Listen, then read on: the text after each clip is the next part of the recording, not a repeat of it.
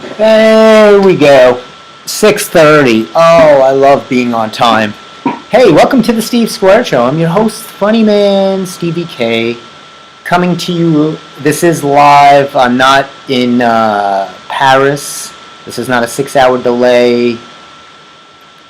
This is live, 6:30 Eastern Standard Time. The Steve Square Show, Monday, August 12th. Oh boy. Those days are moving, teachers, and I have a little teacher special today. So hang, all you teachers out there, I have a lot of teachers watching. I'm a big fan. I have a big fan base of the teacher community. They love me. Teachers, I don't know why, I'm very popular with the teachers. Not sure why. I'd like to look up some of my old teachers one day. See if any of them how good they're doing, and if they remember me. Wouldn't you like to look up maybe a kindergarten teacher? I still remember her name, Miss Carpin. Go see, test yourself. Here's a memory test. Can you name your school teachers from K through 6th grade? You don't have to. Once you get to middle school, you're changing classes. Nobody even knows who your teachers' names are. They don't even bother telling you. But K through 6, those are impressionable teachers, I feel. That you have one teacher, you just left the home, not the mental home, but your home with your family, which sometimes is very synonymous. Anyway, oh boy, I can't tell you how happy I am that those Olympics are over. Oh, I've had enough with the... here's the thing. I used to really enjoy the Olympics. I used to like the Olympics. When it was different. And I hate being one of those, back in my day. But now it's become an avenue for certain athletes to just have a 2 weeks to help up their social media brand, right? All the gymnasts doing, constantly putting their face on Instagram so they can just get 100 million more followers. And I feel it's really prevalent in the gymnast community. Sorry to call you people out. You did a wonderful job. Even though there is a bit of controversy. I guess winning every single medal wasn't enough for the U.S. because Jordan Childs, great gymnast, fantastic. She took home the bronze. And maybe she should have waited a little bit before, doing all her social media posting and trying to do whatever, because it seems that there was a discrepancy in the scoring, some kind of colluded. First of all, there's always a lot of collusion going on because it's so arbitrary. It's scoring with judges. Nobody knows what's going on. It's like that with diving. Every dive, I'm watching the diving, every dive looks the same. And the announcer's like, oh boy, that's it for the Turk. That his left toe was completely out of misplace with his other 9 toes, and then they get a low score. They all look the same. I think if you don't crack your head on the diving board or just do a cannonball, you're good. And China it looks like China does the same thing everybody else is doing, and the place goes berserk, and they're like, that was amazing, that was incredible, and they get like 100,000 score, where everybody else is getting like a 50. They get like 110. I don't understand. But that's not for me to understand. There's a lot of sports I don't understand. So go back to the Jordan Childs thing. So anyway, there was a discrepancy. She didn't get the bronze. They're going to give it to Romania. They have to give... And this is... Boy, I'll tell you, this is one of the hardest, most probably demeaning things. You have to give the medal back. So you have to give... They've given her the bronze. She has to return it, which Amazon makes it very easy to return your gold, bronze, and silver medals. You could drop it off at any Whole Foods, wrap it up in the same packaging, print out a self-return receipt. It's very easy. They walk you right through it, Jordan. Just go right online. You can return it. You'll have it there to the IOC by tomorrow. Oh, she's not getting rid of that so fast. She's got both of her clutches on that medal. And Romania feels stupid because they now get the bronze, but it's very awkward. But, of course, everybody's up in arms. Oh, my God, you can't take a medal. We have to have everything, And give Romania a bronze. They deserved it. spread the love a little bit. I know you might not get 100 million followers. You might lose one or two people from Romania. It's okay. You'll be fine. You'll be fine. The drama, the gymnastic drama. How dare we? They're like made these people like these gold statuettes. The NBA basketball team, U.S. won the gold. That was a shocker. Again, ridiculous because they're an NBA team. They're playing these teams and some of the teams were okay. I mean, they played France now in the gold medal match, and France gave them a good, pretty good run. They had a couple of good players. I watched some of it. But at the end, once Curry went off and LeBron, it was over. They were just kind of playing around. It's ridiculous. I think I like stories where they're not shoving it down your face. I can't be shoved. You have these, whether it's the U.S., LeBrons and the Currys and the gymnasts, Biles and Snoop and Martha Stewart. Stop shoving this down my throat. I like, the same thing with Lyles, the sprinter. He comes out, they're introducing each person, he comes dancing out, pointing at himself, and then of course he doesn't win. Then he fell down, and he got COVID, I don't know. All of a sudden when you don't win a race, you get COVID. They said he tested positive. Because you build it up that much, you're going to win. You better come up with some kind of disease or some kind of ailment. If you're not going to win, at least have an ailment.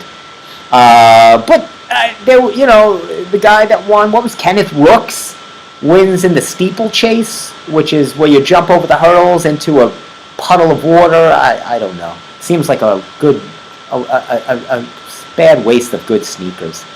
But he won the silver. It was amazing. They thought it was going to be a clean sweep for the Kenyans. There was another guy from Botswana, which, if those of you not following a geographical map, is in Africa. So he came out, and it was a great. He wasn't like using it as a platform to just like look at. It was a real one of those real. I felt bad for Hall. I think her name was Ann Hall. She was the heptathlon, and she would have won the gold. But she stepped on the line on the javelin throw. And she had thrown the javelin already. And then she just jumped on the line. I don't know, they put the flag, so she didn't get any points for that event, and would have clearly won. And didn't even medal because of that, because you don't get credit, they accumulate the points. There were some, so some of it's become too commercialized, too promotionalized, then the whole big event at the end, they're handing it off to Tom Cruise. He does this, of course, he's got to shove his face in there. It's his plastic surgically removed and put together face, that he has to carry the flag now to LA for the you're done for 4 years. I don't want to hear the word Olympics anymore. I'm sick of it. Where are the good old days? The Jesse Owens, the Bruce Jenners, the Mary Lou Rettons. Mary Lou's, boy, I can't believe, did you hear about her? She's not doing well. She got this rare case of pneumonia. She's been pretty sick. That would have been maybe a better feel. And I get it. Tom Cruise is Tom Cruise. LA is Hollywood. Because he's, of course, an Olympian, he has nothing to do with sports. But let's give him, why not get Mary Lou Retton, who won, was the first U.S. gymnast to win a gold in 1984 in LA. You circle it back, you give her, she brings it back, she just got back from like near death. That's a better feel story. She actually was an Olympian. She actually was. Tom Cruise wasn't an Olympian. He just makes hundreds of millions of dollars on bad movies. But who am I? I'm not part of this engine that feeds and drives this whole social media combustible engine. I'm sorry to bring the heat. I'm bringing the heat early today. I had to get that all off my chest. There was another guy that just won. What was his name? Not Kenneth Brooks. Cole Hocker. Won the 1500 meter again, one goal for U.S. Unbelievable, out of nowhere. He was a 31. Those are good field stories. Nobody cares. You know why? Because nobody cares. You don't see any media in his face, not on social media. They're not crying. No, nobody cares. Who cares? He's not a gymnast.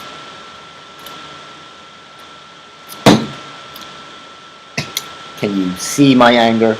Anyway, let's get to a better field story, shall we? Congratulations, Montauk Lighthouse wins best license plate. What do you think about that? So the Montauk Lighthouse wins best license plate. And I thought this was interesting. The non-profit Automobile License Plate Collectors Association has selected New York's Long Island Regional License Plate as the best National Historic Landmark license plate of the Montauk Lighthouse. Now, I love how the second word here is the non-profit. They're a non-profit organization, yet to get this license plate, you are charged close to $100. It is not a free license plate. It is a huge fee. So, where are these monetary fees going if it's a non-profit? Sounds pretty profitable to me. You see how I'm calling out again? I'm a call out today. I'm calling out all the hypocrisy. Today is the day. August 12th, mark it on your calendars. Everybody gets called out. Every last one of you. And next up is Boar's Head. That's right, baby. If you're going to make liverwurst, the cold cut's disgusting to begin with. At least leave out the bacteria. Right? Ugh. Boar's Head continues. They're facing lawsuits. Not good. Not good.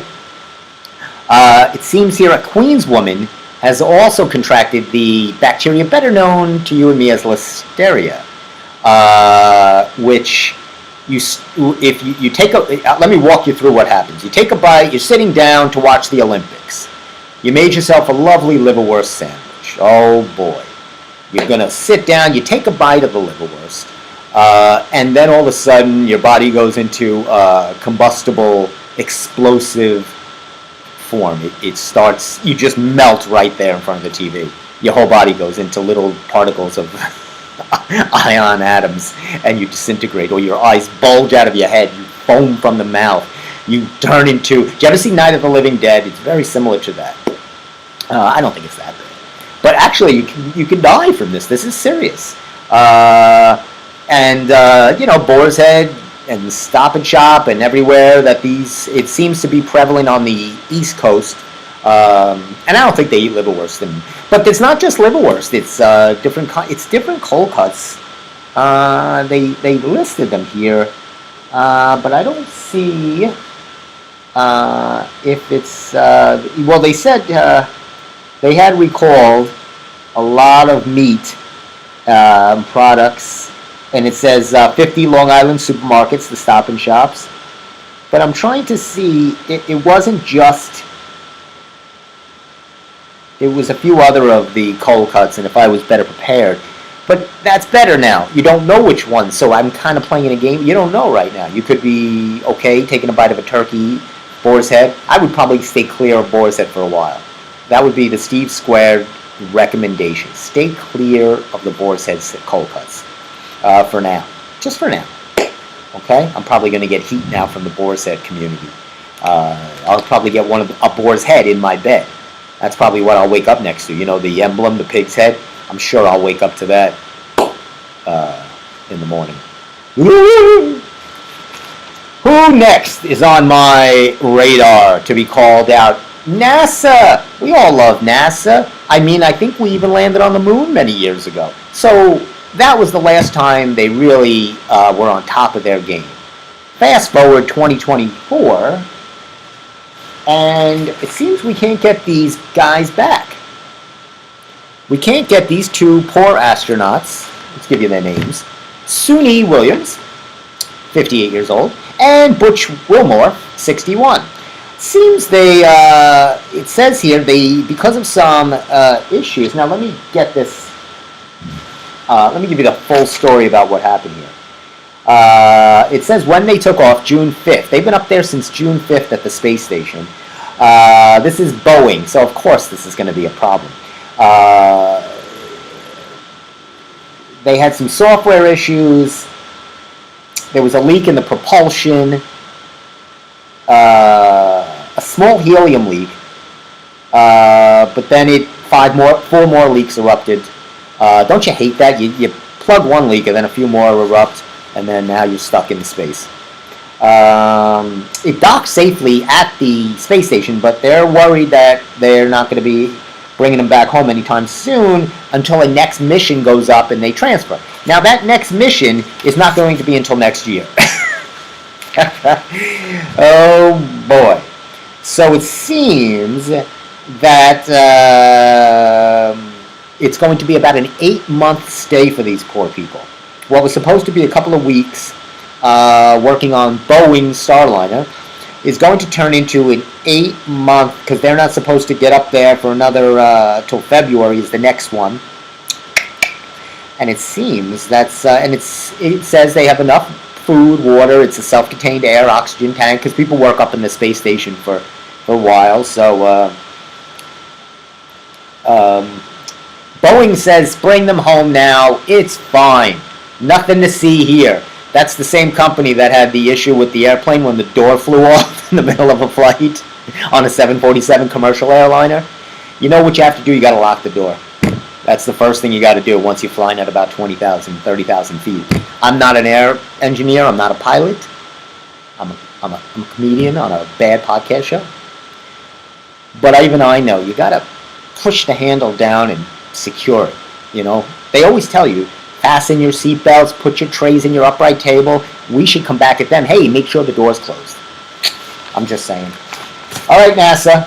So far, we're only 15 minutes into the show. I've called out the Olympics. I've called out Boar's Head. NASA got it. And, of course, the not-for-profit License Plate Association, which sounds pretty made up to me. It's like if I just made something up. The Association of Steve Squared Shows at 6:30 on Mondays has just named the Steve Squared Show the top funniest show of all time, thanks to all of my listeners. Very angry today. Very angry, and I don't know why. The weather has been weird, right? We'll get sunny days, then all of a sudden this big black cloud comes over, and then it just rains for a little bit. Don't even start with me with baseball. I can't even watch. Everything annoys me. Everything aggravates me. But not you people. You don't aggravate me. What else is there? There's a couple of other things that I wanted to touch on. Oh, so I'm watching, do I have that here? I'm watching, what was I watching? I want to show you, here it is. I have things very organized. I'm watching this on the History Channel. It's a whole thing about mobs and gangsters, American Godfathers. A probe into the history of the New York City mob. You can't get enough mob. We love the mob. It's probably the 20th time they've shown this. But I was watching it, and I recall they go through back when the mafia first started in Italy to the New York City, all the way through to John Gotti, and so I wouldn't have been good in the mafia. I wouldn't have been a good mobster. First of all, I'm not big on Italian food. I like a lot of grilled chickens, turkey, you know how I eat. Anyway, so I'm watching this, and they go to the John Gotti years. Now, John Gotti, how he became the mob boss was that infamous hit on the then mob boss, Paul Castellano. So, just to give you a little mobster history. So Gotti has him whacked, and he has him it's one of the most, it's almost like, it's almost mirrors the famous scene in The Godfather where Al Pacino goes into the restaurant, Louis. You remember Louis? That was the restaurant. Oh, it's going to be perfect. Very small, good food. Everybody minds their own business. Well, not on this hit. That's not the way Gotti likes to do things. So, it's at Spark Steakhouse, Midtown Manhattan, 46th Street. Castellano's going for a nice early Sunday meal. Maybe a nice little bourgeois. Maybe a cannoli. He doesn't know. He's thinking about that. He's not thinking he's going to have his brains spooled all over 42nd Street before the appetizer's served. He didn't even make it to the appetizer. And I don't even want to tell you what happened to his driver. I'm telling you. He should have used Lyft back then, or Uber, which wasn't around. But anyway, so they get whacked, the driver, and at Spark Steakhouse, very famous steakhouse, which is still there today. Big history of Spark Steakhouse. These two brothers, when they came and their family came to New York City, they opened this up. It's a family-owned restaurant. And I looked it up because you hear about it, Sparks Steakhouse. Well, let's see what Sparks has. I was curious. I wanted to see a little bit about their menu. And I had it up. There it is. So let's see. They have some very interesting, let's look at the dinner menu. So, of course, they have their appetizers, shrimp cocktail, which you're going to find in any place. Crab meat cocktail, clams on the half shell. These are all good Italian mafia meals. These are the kind of meals you want to wax. You never want to whack somebody on an empty stomach. You know, you want your gnocchi, you want your pasta fagioli, you want your good Italian meals if you're going to knock somebody out. Oysters on the half shell, prosciutto with melon. And of course, then you get to the vegetables. They got hash brown potatoes, baked potato, cream spinach, onions, all served, of course, a la carte. Now to the entrees. Extra thick veal chop. They got an extra thick, it says here, or an extra thick rib lamb chop. You get 3 of them. That feels a little heavy, though, if you need to escape getting killed. Then they got the sliced steak served with a beautiful bordelaise sauce, or the medallions of beef. Now, if you're in a hurry, the getaway car is running. You just want to go in for a quick bite. You might like the steak fromage, which is topped with a beautiful Bourgogne cheese. Delicious.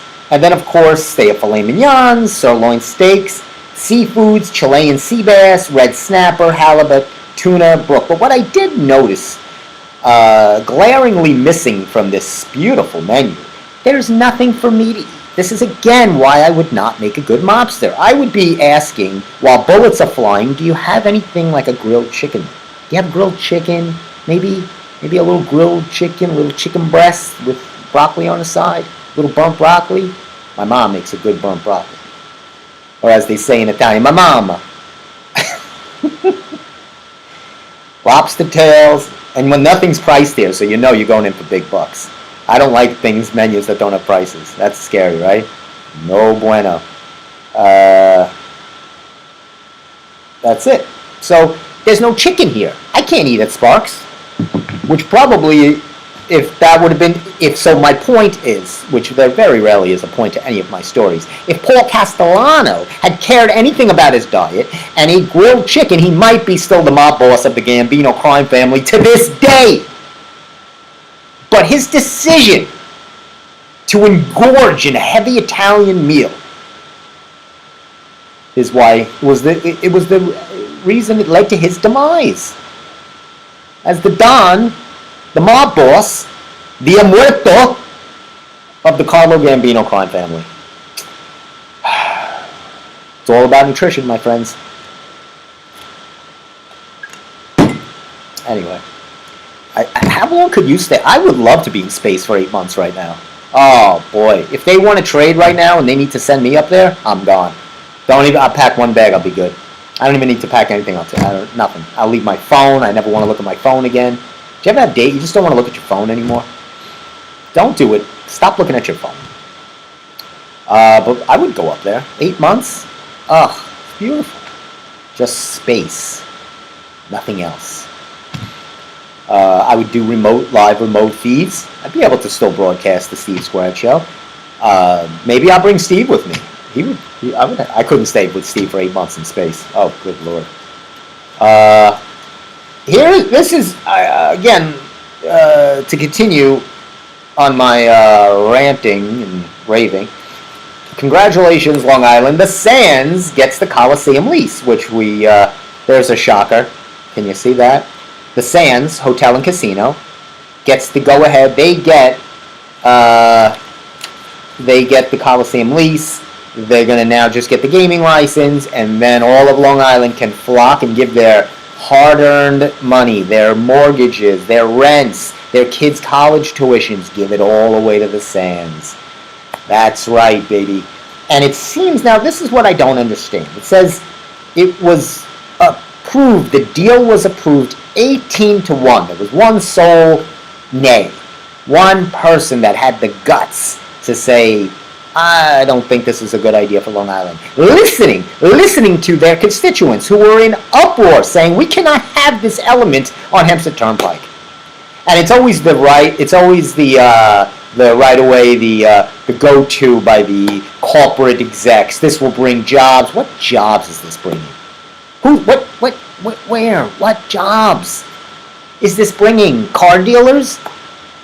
What? How many people know how to deal blackjack Vegas style? Is that the jobs it's bringing? A cigarette coat check girl? I mean, come on. What jobs are you bringing here? You're not bringing jobs. You're bringing it. And I couple this with the, you notice how I assuage. I bring one story to the next. I tie it together. I was just talking about crime and mob and mafia, and of course I go right into gambling. This is not all by happenstance, which is one of my favorite words. So it seems here, so I don't understand. None of these people wanted it. They're all outside protesting. Look at all these people. Let me try to show you. Do you see these people there? They're protesting with their little signs, no casino, hell no, no blackjack, you know, all these people. Let's see what some of these signs say. Usually they're pretty good rhyming signs. Right now it just says, say no to the casino. I love that. That's really good. So they're all out there screaming, right? Okay. Again, people with nothing to do on a midday, Monday. But good for them.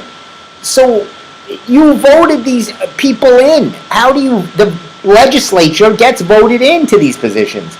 Everything that's making these decisions are people that were voted in. So where is, am I missing something? All these people think and want a certain thing, and yet their representatives don't even care. They're not listening to them. And I'll tell you why. And you might say, well, why wouldn't they listen? I'll tell you why they're not listening. The Sands will pay the county $5 million security deposit, which to me sounds high when you're, I've never had to pay that for rent. When I got an apartment, I never was asked for $5 million up front. They'll get a $1 million non-refundable fee. Sounds like what you have to give to Universe when they come to look at your refrigerator. For the first 3 years, the company will pay $10 million in rent and $1 million in public safety fee. I don't know what that is. And then the annual rent. Well, the annual rent is going to be, wow, $10 million. That sounds pretty pricey.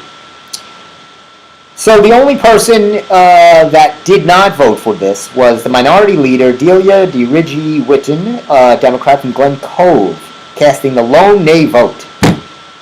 Otherwise,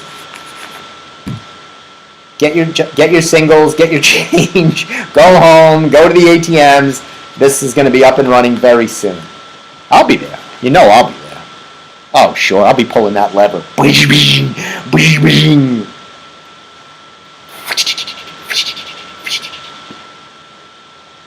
I'll never win because I don't know how to gamble. I'm not really from the gambling world.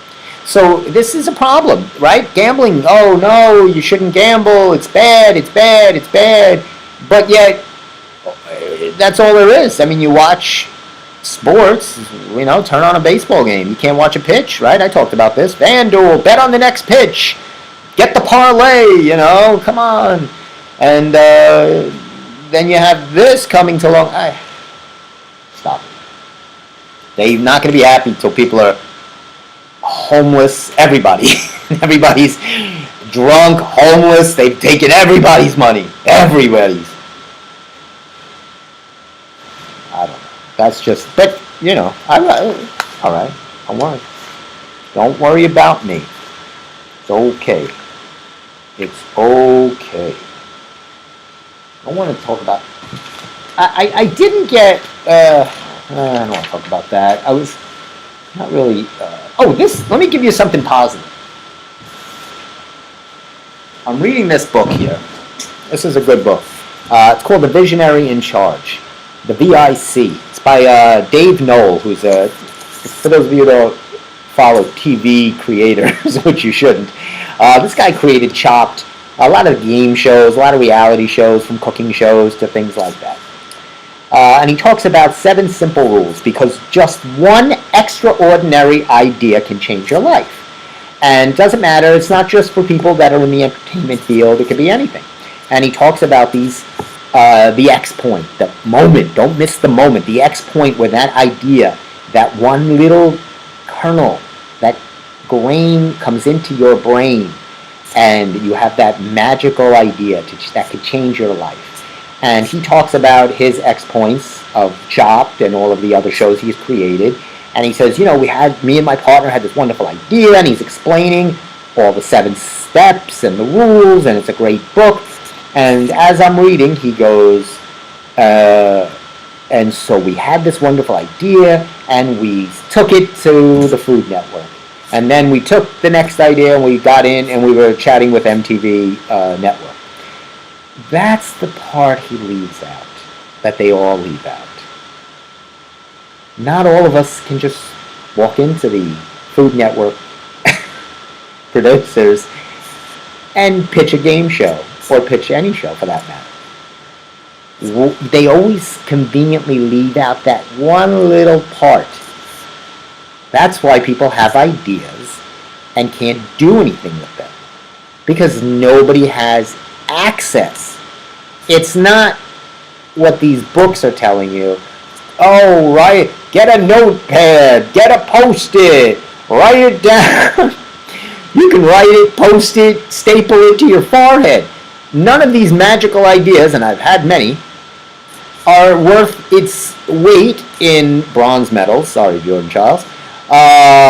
Because you don't have access. You need access to decision makers. That's a book when somebody comes out with, I'll buy. Which I bought this book. It's a good read, though, and it's actually a pretty good book.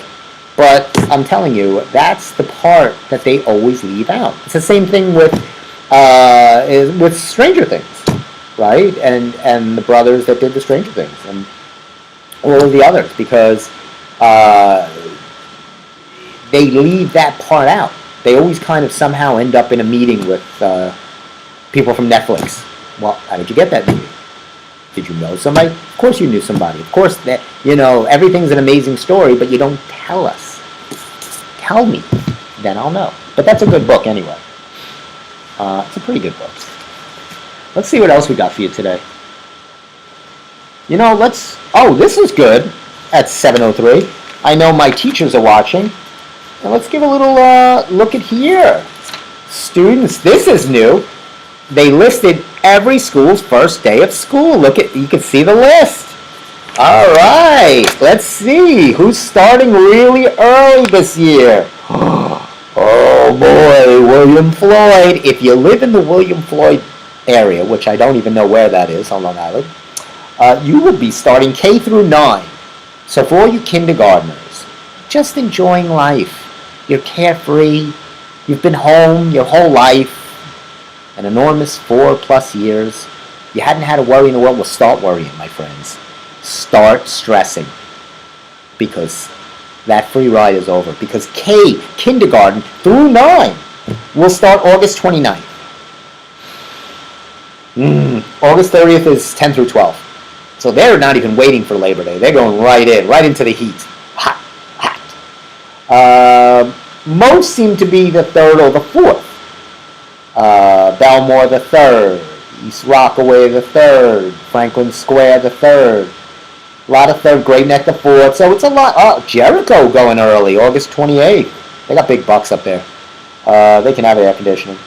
But most of them are the 3rd or the 4th. Long Island's 420,000 students will return to school. But they won't be back all at the same time. Some will start before this month ends. Others will have an extra week to enjoy summer.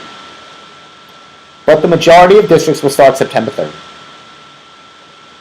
Oh wow, Labor Day is really early. Labor Day is September 2nd. So that's what's happening. That's why. Labor Day is very early this year.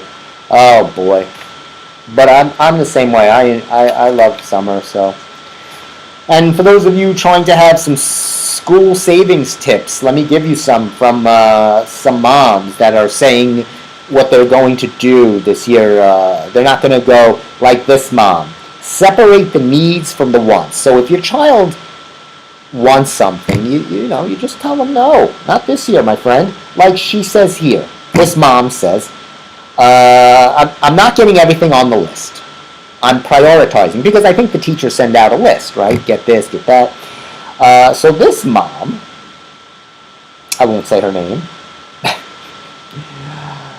she says, so crayons versus markers. I'm not going to buy both.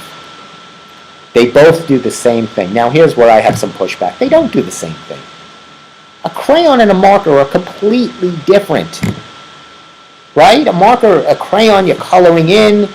You don't have that squeak from the marker, and markers really get all over your hands, messy.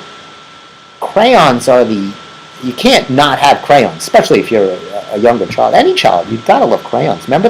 Did you enjoy, I used to love the 64 crayon box with all the different colors, and it had its own crayon sharpener. Wow. Nothing gets better than to start a school year off with that. You pull that out of your briefcase, and right away everybody knew who you were, that you weren't a joke. I used to you pull that out. You mean business for the school year. They talk about consider getting sustainable clothing. I'm not sure what sustainable clothing means. Does that mean if you have an accident in school, it'll dry quickly? I don't know. She says, so fine clothes and shoes and clothes are this woman's biggest expense. She says one way to keep costs down is by using hand-me-downs or pre-owned clothes, which is always fun, especially in the newer day of transferring germs. When I was growing up, we never did. Now that I'm older, I'm all about hand-me-downs. Yeah, she's talking about hand-me-downs. I guess you got to do what you got to do. I understand. Look, Dolly Parton had to wear her coat her mother sewed of many colors. So, you want to talk about hard times, listen to the Dolly Parton coat of many colors. That'll tear your heart out. She had to go to school, all the kids made fun of her. But who's laughing now? 2 implants later and $6 billion later in Dollywood. She's got money of many colors. That's what she's got. And where are those kids? It's probably still eating rabbit back in the backwoods of the Blue Ridge Mountains, working the coal mines. Working the coal mines. It's interesting. Interesting. What else we got? Let's get a little fun for you. Let's do a. All right. Let's do a Dear Eric. We'll jump in with a Dear Eric. I don't know where Steve is. He said he was going to meet me here. Steve is still on Paris time. He probably will be here in 5.5 hours. I recently discovered, Dear Eric, now Eric has replaced Amy. Amy, we hope she's okay. I'm a big fan of Amy's.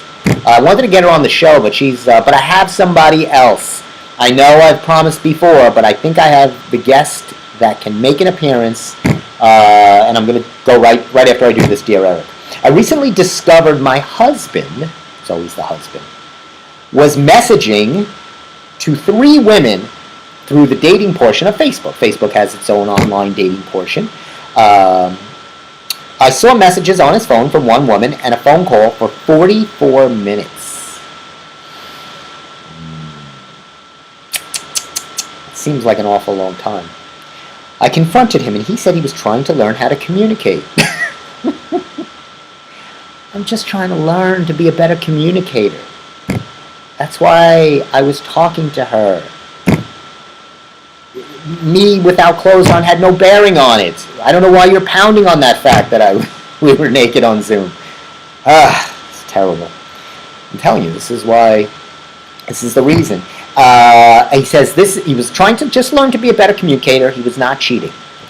I confronted him and he said he was trying to learn. Okay. I decided that if he thought this was okay, then what's good for the goose, which is also served at Sparks Steakhouse, but no chicken. You can get goose, but no chicken.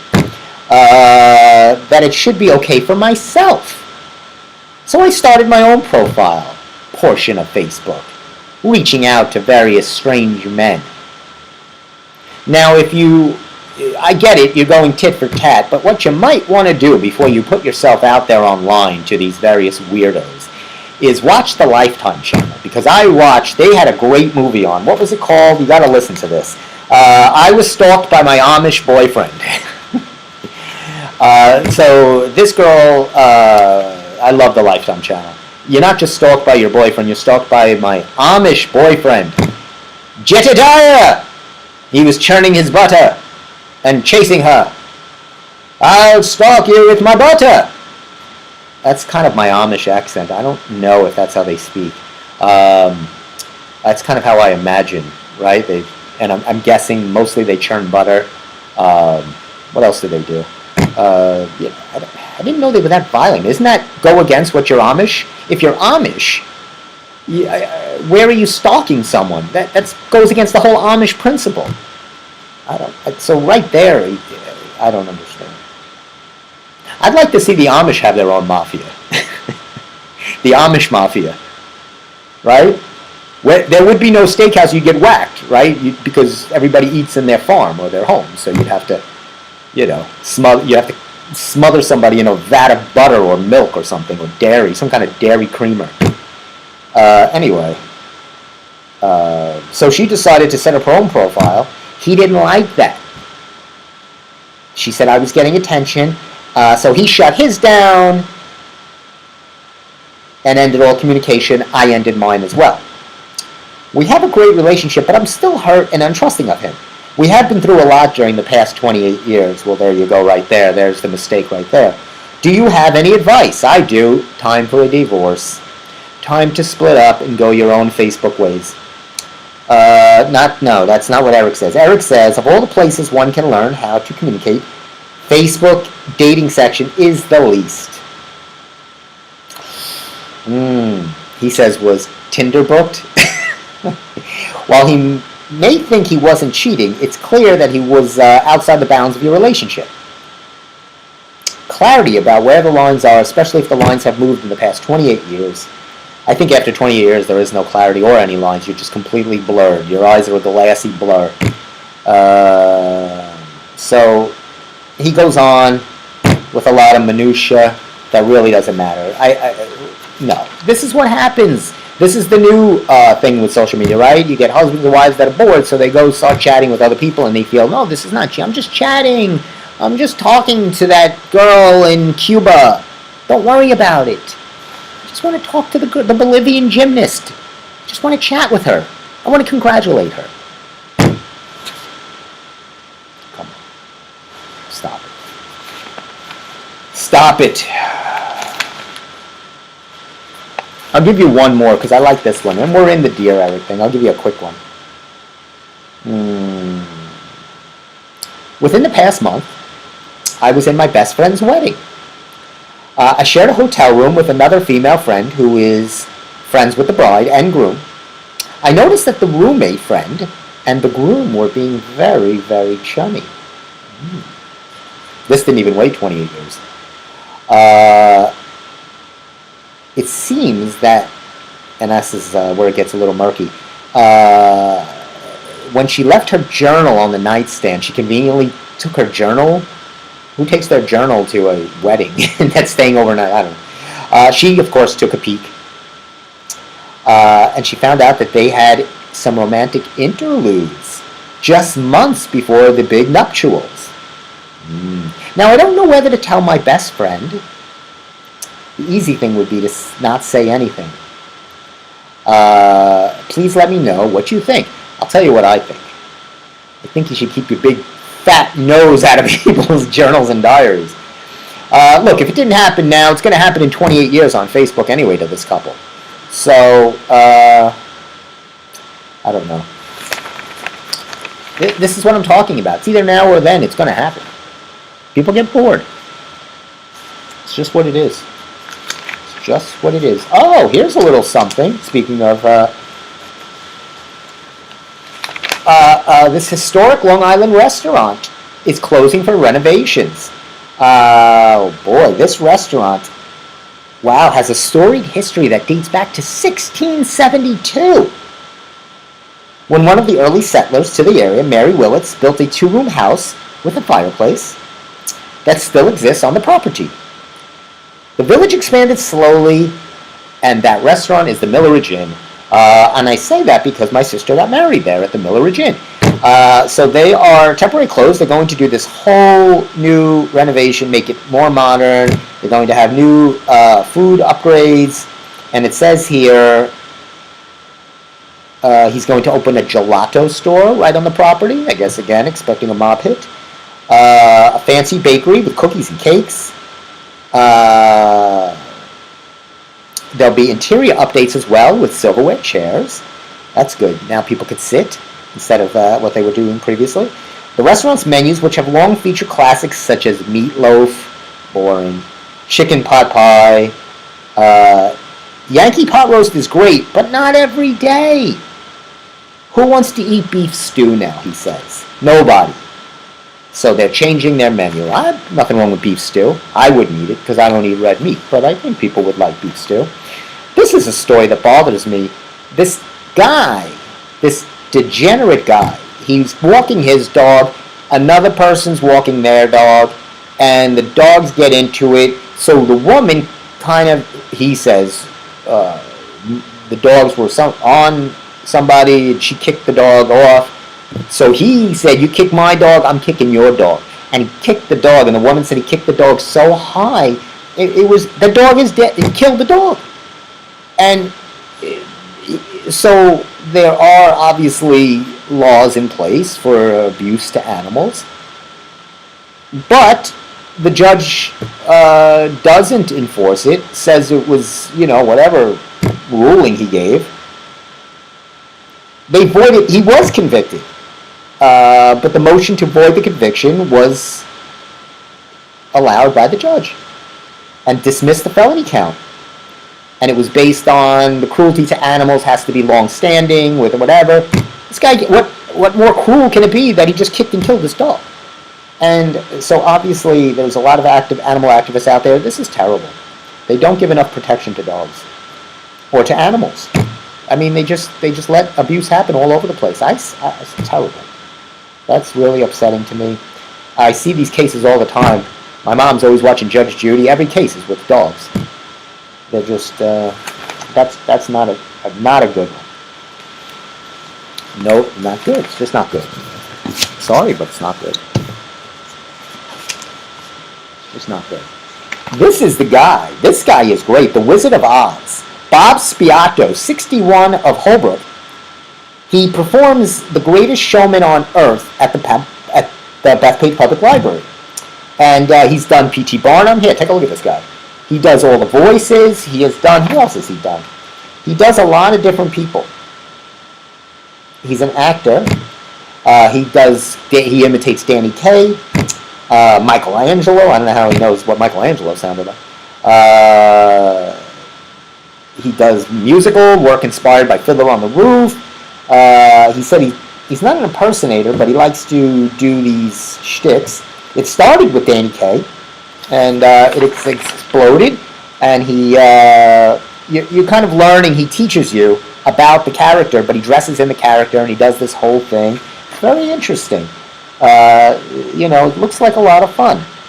He said, I was the proverbial class clown. May sound like a cliche, you've heard the story before, but it's my story. He worked as an actor and director until 1990. Wow, he was an executive producer of the Hofstra Entertainment. Very good. So this is him when he does like a little shtick in front of a packed house at the Bethpage Public Library. So again, I'm going to try to see if I can get this guy. I think this would be another good opportunity to have another person ignore me and not show up for the Steve Squared Show. I have lots of people that are on my list. I got NASA. I got Boris Head. I got the Olympic Committee. I got that dog guy. This guy who's not going to show up. I got that other, remember that other guy that did math lessons with a ventriloquist? That guy never got back to me. They're all, I'm making a list. And it's not going to be like a Santa Claus list. My list is going to be a lot rougher.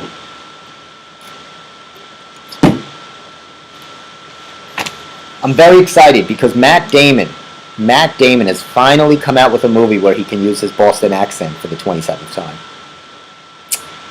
I guess The Departed wasn't enough. Good Will Hunting wasn't enough. All these movies are never enough. Now it's The Instigators. I love the review. It's a heist gone wrong with a Boston accent. And of course, it's Matt Damon, the Affleck, Casey and Ben. I mean, I guess when you have your own company, they could just continually make movies with the three of them talking in Boston accents. It's enough. Stop. Nobody wants to hear it. Nobody cares. Nobody cares. So the Britney Spears biopic gets the green light. They will be doing, it's going to be based on her book that had just come out, which is an enormous bestseller. Everybody loves Britney. They love them some Britney. Now, I want to find out. I'm just looking here. There it is.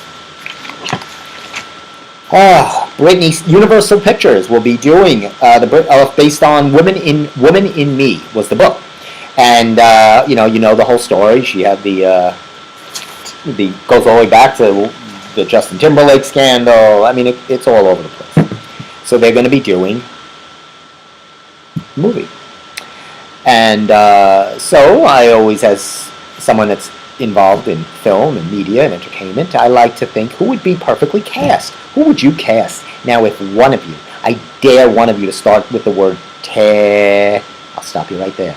Don't say Taylor Swift. I can't hear that name again. There's certain names I don't want to hear anymore. And she's at the forefront. Okay? I just don't.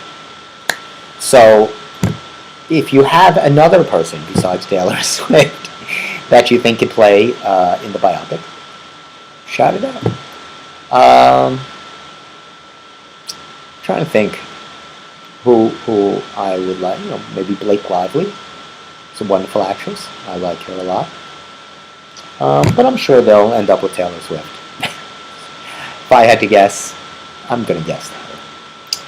Because right now she's not doing any shows. They had to cancel her shows. You heard about these bomb threats or plots or whatever nonsense is going on. They canceled her concert in Vienna. So something's going on over there where they had to, they felt it was serious enough to cancel a concert, which that's pretty serious. Speaking of canceling concerts, and not for being popular, but being not so popular, it seems the Grammy winner, Lauryn Hill, the one-time Grammy winner, had to cancel her Jones Beach show. Seems that for some reason her ticket sales are not what they once were, and she blames the narrative, whatever narrative is happening, for weak ticket sales. It's always somebody else's fault. Not the fact that you haven't come up with a song in 25 years.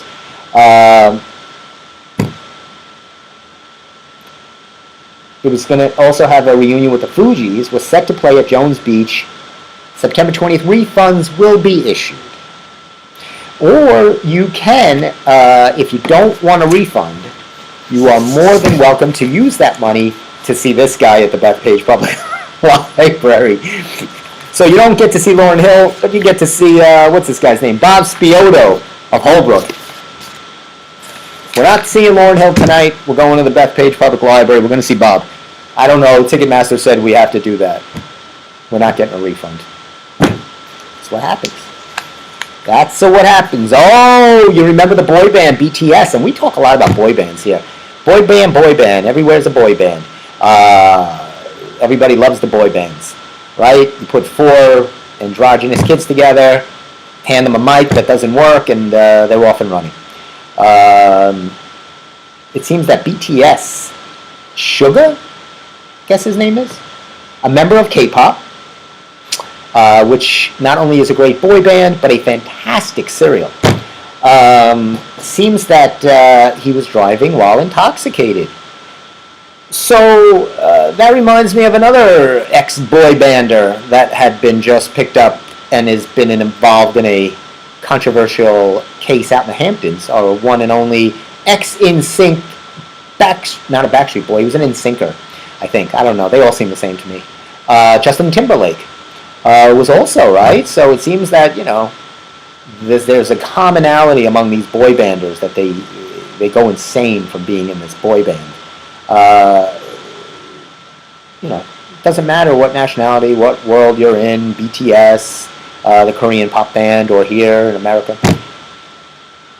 They have that one thing. They all go insane. And right away you get behind the wheel of a car. Terrible.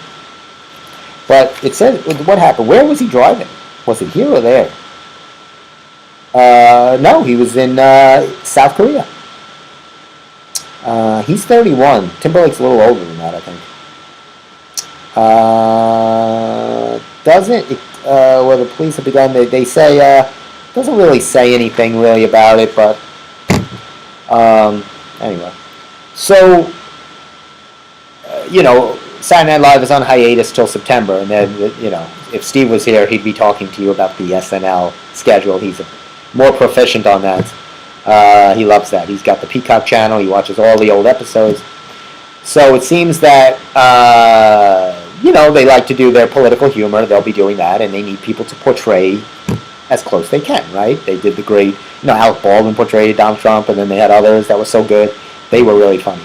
Back in the day, Phil Hartman used to do Bill Clinton, was really good. Will Ferrell did Bush.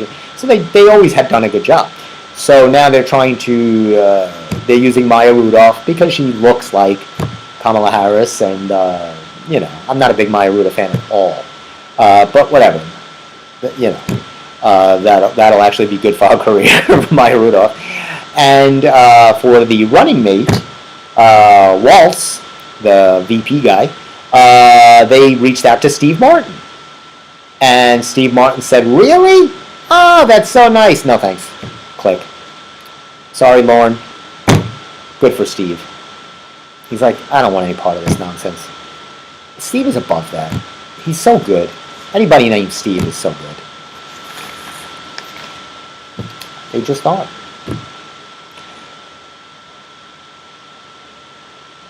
This is interesting. Glenn Ross will be on Broadway, which, those of you who remember, was a wonderful movie with a lot of really good actors. Jack Lemmon, Alec Baldwin, ABC, Always Be Closing. It's one of my favorite movies. You had Alan Arkin, right? You had, Al Pacino. Great movie. So the stage version will be on stage. And a couple of notables. Bill Burr will be the comedian Bill Burr, which I didn't know he acted. Kieran Culkin from Succession. That's Macaulay Culkin's brother. Bob Odenkirk. We know Bob Odenkirk, Better Call Saul. So they're getting some names here. That's what Broadway needs to do, because nobody's going. They're trying to get famous people. They don't care if they can act or not. They need people. It's not doing well. It's not doing well. Why would you go to Broadway when you could see the Britney Spears biopic? I can't wait for that to come out. I can't wait. Very excited about that. Very excited about that. See, this is Olympic handover on cruise control. I love when they think they're so smart. And there it is. Simone Biles hands it to Tom Cruise. Everybody loves them. Where is Mary Lou Retton, for God's sake? Nobody cares. You win a gold, they just put you on. You know where they put you? They put you on the shelf. They go like this. You're done. Who's the next? Now, something right in my wheelhouse. A fitness routine's price tag and payoff. It says here. It's not a bad idea that people are having trouble with their own workouts. They're hiring and getting personal trainers. Yes.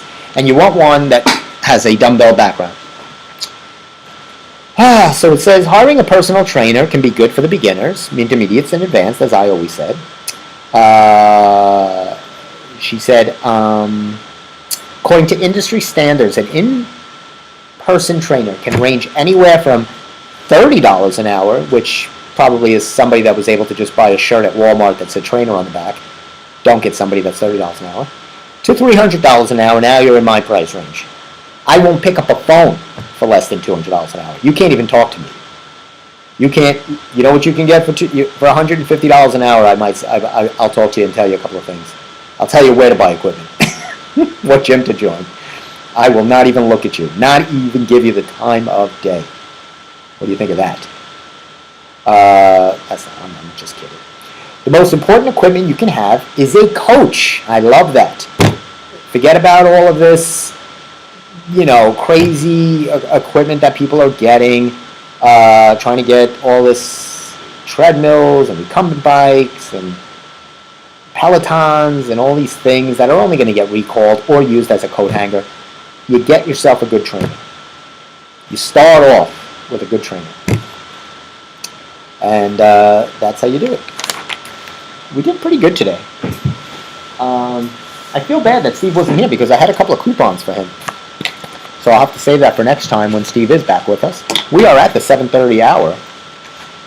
So what did we do today? So we are going to tell that friend that her husband cheated on her at the wedding, right? I think that's the move. I think anytime, that's a good way to go. We're hopefully going to get those astronauts back within the next couple of years. I think they probably had enough of space. Collect all your money, empty your bank accounts. I'll see you at the Sands. As soon as that license goes through, I'll meet you there. We'll start gambling together. These two better get real chummy because they ain't coming back. Those two astronauts. We're not going to have any liverwurst this week, right? No liverwurst. Enjoy your Montauk license plates. Congratulations to Montauk. We did a good job. We're going to get ourselves a trainer. Not $300 an hour, but definitely not $30. Somewhere in between. We're going to enjoy that. I'll keep you posted on who's going to be cast for the Britney Spears biopic. It's going to be good. And I'll tell you, if we can get that guy, Bob Spiota, as a guest, I think that would be really good. I think that would be exactly what the show needs. Tonight they're going to continue on that Mafia in New York City. Tonight's going to be the second installment on the History Channel at 8 o'clock. So if you tune into that, they'll show it again. They keep repeating it over and over again. So you'll be able to see that. So anyway, it's 7:33, so we're going to get out of here. Weather looks okay. It looks like it calmed down a little bit. Might be a nice evening. Go out, take a walk. Do you see that? Didn't cost you anything. I gave you free advice just for watching the Steve Squared Show, brought to you by Governor's Comedy Club. We're everything funny. Brought to you by one of our proud now sponsors, the Celsius drink. So have a wonderful week. Have a safe week. Next week we'll be in the studio, and I'll see. I'll make some calls. Maybe I can get somebody in the studio besides us. I know how tired you are of hearing us and seeing us.